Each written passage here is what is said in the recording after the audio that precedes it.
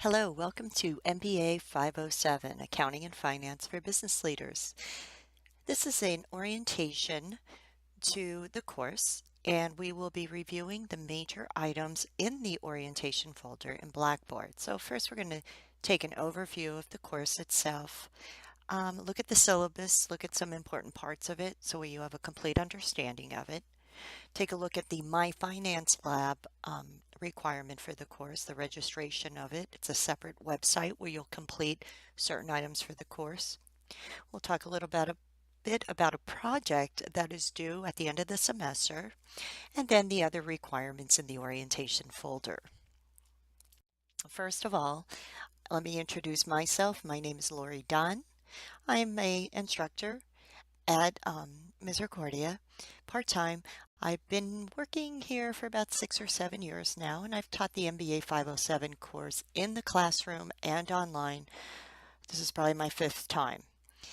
I've been a CPA for over 25 years, and I have my master's in taxation. You can learn more about me on the instructor discussion board introduction. My contact information is my email address of ldunn@misericordia.edu, phone number, and I will be holding office hours on Sundays from 8 to 9. Now, before I go any further, let me just give you a quick overview of the course before we really start looking at the syllabus. You will need the book listed in the syllabus, and we will be talking about that. For reading, of course, about the material and working on end of chapter questions on paper.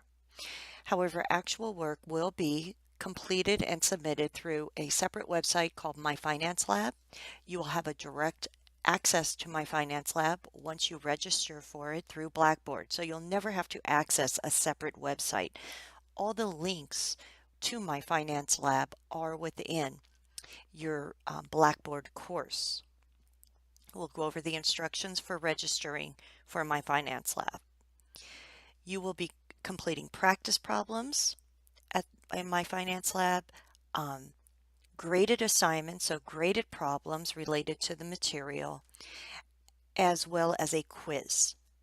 The only work you'll actually complete within the Blackboard website or learning system is discussion board postings. And we'll talk more about that when we talk about the syllabus. When you go into Blackboard, as you saw going in, all of the core information for the course is within the course information menu item from the left-hand side. Here you saw the orientation, but these the semester is broken down into chapters, and we do one chapter a week. And all the requirements for that chapter are in that folder.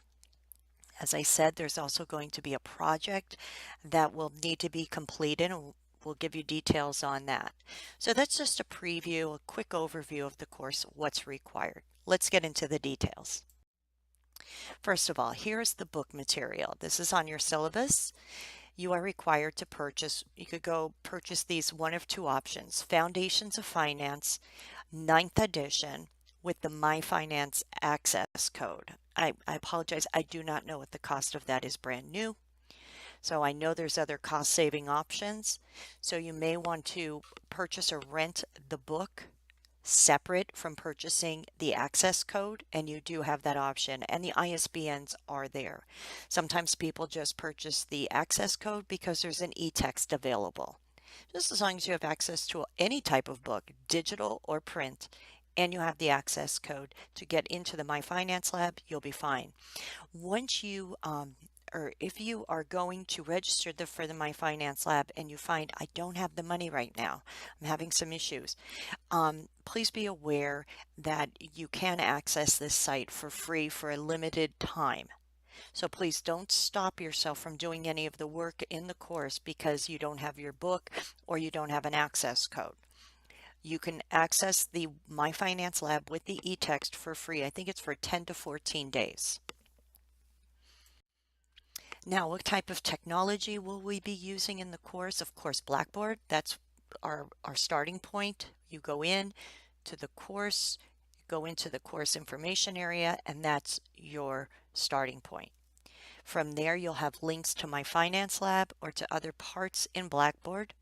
You may want to make sure you have PowerPoint if you like viewing PowerPoints, but that's optional. And of course, Adobe Reader for any PDF files. But other than that, no, you don't need any kind of special software or abilities to get to purchased websites other than what we talked about.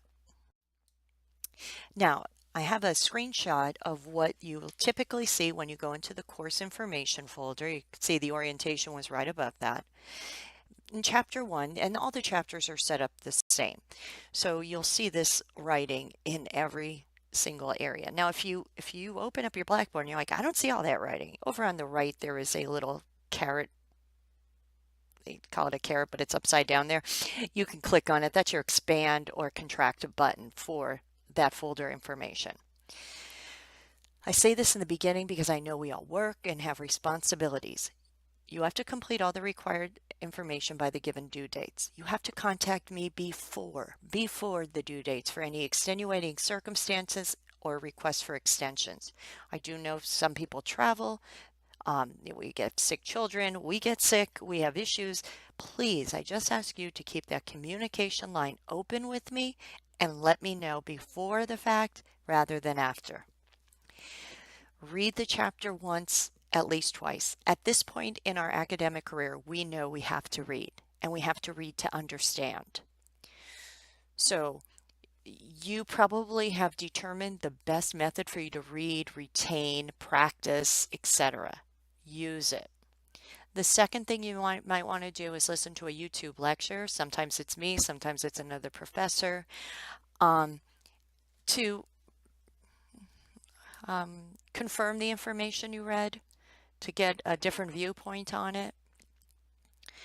You can also, and these are optional to view, different videos your publisher provides, and there's a link within the folder.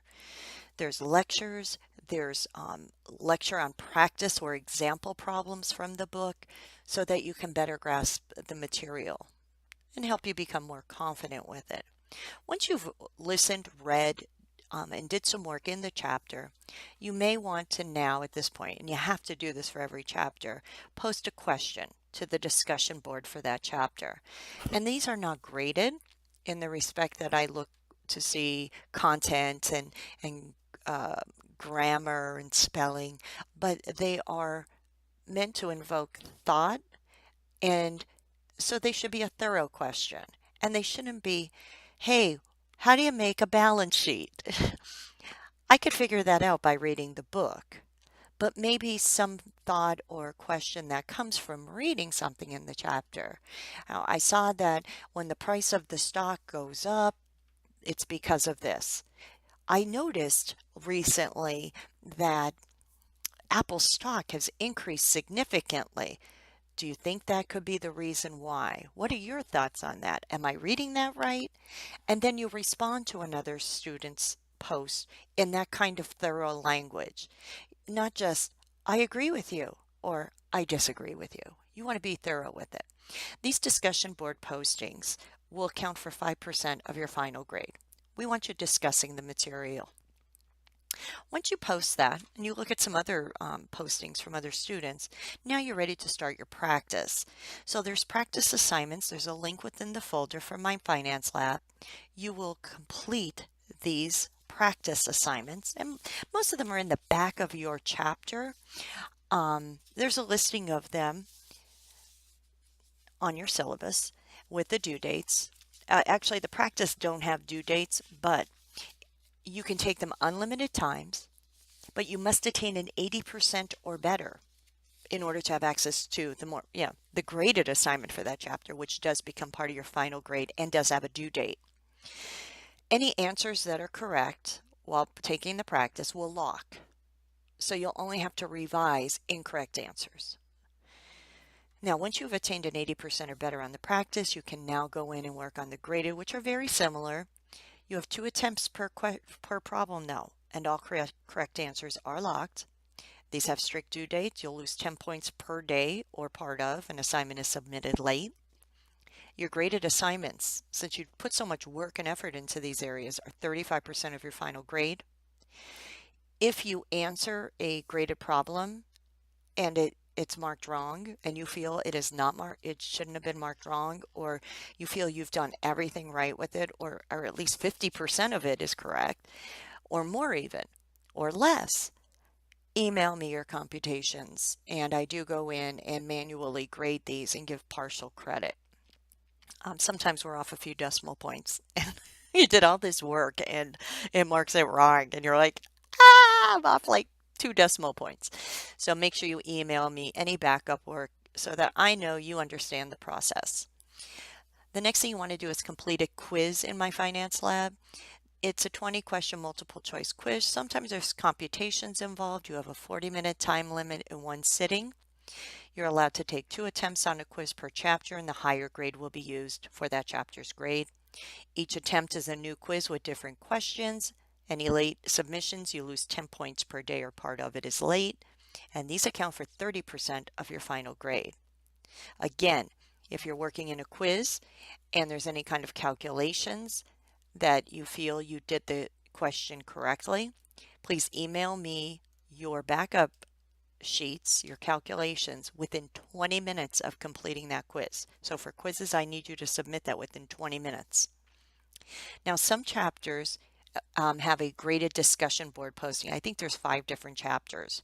So please refer to your assignment listing so you can see which chapters have those. Again, you need to provide thorough answers. These are graded. I look for content. I look for grammar, spelling, the flow of the information, an introduction, a body, a conclusion. I'm not looking at one-word answers. We're in a master's program. You should also respond to another student's postings with all of those elements in mind. You don't want to answer I agree or I disagree. Any late submissions will lose 10 points per day or part of, and these are 15% of your final grade. So all this information is in the syllabus, but it's just a quick overview of what the chapter requirements will be. So again, you're going to read the chapter twice. You're going to listen to a lecture. You're going to look at resources. You're going to participate in a chapter discussion board, which accounts for 5% of your final grade. You're going to do practice problems, get an 80% or better, and then complete graded problems per chapter, which account for 35% of your final grade. You'll complete a 20-question multiple choice quiz that accounts for 30% of your final grade, and you'll complete graded discussion board.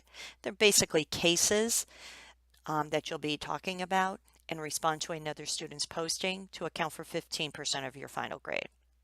The last 15% of your final grade is the completion of a project. So there is, again, the grade breakdown and the letter. So how do we figure out your final grade? Well, I base everything on averages. I am not a points teacher. That's become new in the last couple of years. And I know even in the secondary schools, they love the point system. But I'm an averages person and a weights person. So I want to run you through an example so you understand exactly how I determine your grade. First of all, let's say you took the first 3 quizzes and you say, well, what's my average quiz grade at this point? And that's what you will do. All quizzes are based on 100%. So you would add all 3 up, 235, and divide by the number of quizzes. So your average quiz grade would be 78.33. So let's say you went through and you did that for all the different categories we just saw.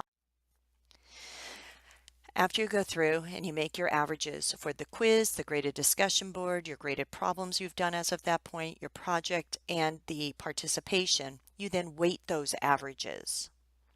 So there's the 78.33 average times 30% because it's 30% of your grade. Let's say your graded discussion board average at this point was an 85. 15% is multiplied by. Then your graded problem average, let's say it's at a 90. Multiply that by 35%. Your project grade was an 81.3. 15% of your grade is from that project. And then your participation grade is at a 92.2, 5% of that. So then you add up all those results. That's your final grade. 84.554 in this case, which would be a B. Okay, so if you have any questions about that, please let me know. But I like to let you know right up front, that's how I determine my final grade. People get confused by it. If you want to check on your grade and your different grades, I encourage you to go to My Grades in Blackboard. There you will see all your grades so far. Now, the averages that are calculated are not a running average. So that means it is actually the average as if all of your work has been completed for the semester. What do we mean by that? You did the first 3 quizzes. Your average in the quiz average in Blackboard will not be a 78.33. I think there's a total of 14 quizzes you'll take throughout the semester. It's really taken 235 divided by the 14 quizzes. It assumes you've done all the work. So that average will be very low in the beginning of the semester, and then as you add work, it will continue to increase. So those are not true averages until the very end of the semester. So you're going to have to calculate your own averages and weight those averages if you want to see where you stand throughout the semester. Some other information on the syllabus, course goals and accounting program goals. So you want to, oh, no, it should just be course goals. We don't need accounting program goals on, it's the MBA program goals. Sorry, I kind of cheated and used a PowerPoint from something else and I forgot to change that. So I do apologize, but it's the MBA program goals. So you could read through those. Also, plagiarism and cheating, of course, at this point in our education, I shouldn't even have to address this, but we have to, and it is there. And if there's a first offense, you will receive a grade on the assignment. Instructor contacts students regarding, or the student regarding the infraction and advise them on what's going to happen with the second offense. On the second offense, you will receive a grade of F in the course, and a formal record is made with the VP of Academic Affairs. So we don't want that kind of a label placed on us, so please, no cheating. Contacting the instructor. I ask that you email me via Blackboard so that I know exactly what class you're in and I could quickly answer your question then. You must check your email on the instructor email policy. I check my email within a day, every 24 hours. Okay, so I also require you to check your email daily. If there's any changes or if I needed to contact you and you don't get back to me within those 24 hours, there's nothing I could do. You're not going to be excused or provided an extension for not properly accessing the information that was sent via email. So please check it daily. Tutoring assistance is available, and that information is in the syllabus, as well as our disability statement. You can read through that. That is in the syllabus as well. Please know the last day to drop a course is November 5th, which is a Monday. And of course, this outline is subject to change. At the end of the syllabus is your course calendar, providing all the information that will be required for the semester with the due dates. If you have any questions on that, please let me know. Now to My Finance Lab. What is this My Finance Lab? Well, there's the registration. It's very easy. All you do is sign into Blackboard, enter your Blackboard, and enter your Blackboard course. Within the orientation folder, where you're listening to this, there is an assignment that's called Practice, Not Graded, for registration purposes only. Click on that. Now, if you've ever had a Pearson account before, you can put in your username and password. You've already have an account. But if you never used it before, you want to create an account with Pearson, and you would follow the instructions to do that. Once you have an account or you've accessed an old account, you can then select an access option. You either have an access code that you purchased with your book, you can buy an access code using credit card or PayPal, or you can get temporary access. Remember what I said before. Now you do have to get permanent access by the time that free or temporary access is up. Please know that all work you complete while under temporary access does not change. It's like you've always had permanent access. So you don't have to create a new account. You don't have to sign up for the course, get nothing. You just put your access code in when you purchase it, and it's like you've always had permanent access. From the You're Done page, go to My Courses. Okay, and it's recommended, and I require you always enter your My Finance Lab through your Blackboard account. Anything you need to use in My Finance Lab is linked from Blackboard. So please make sure you register for that and let me know if you have any questions or problems. The project. I didn't talk about the project before because I have my separate sheet here. So this is information is in your orientation folder. What is your paper or presentation or requirements? You will be selecting a subject area that we covered during the semester. Maybe it's financial statement analysis. We have a chapter 4 deals with how someone analyzes a company's current financial statements and the tools that are used. So maybe you pick a company that you are interested in to find out about their financial health, and you analyze their financial statements using those tools. Or there's another chapter where we talk about capital budgeting. Maybe you're working on something at work and you want to discuss a prospective project and how you're determining if you should move forward with it. Okay, so you choose the topic. If you're not sure, I'll help you out. But you do have to get my approval for it, and I ask that you email me by September 30th for approval of your topic. The paper will have an intro, body, and conclusion.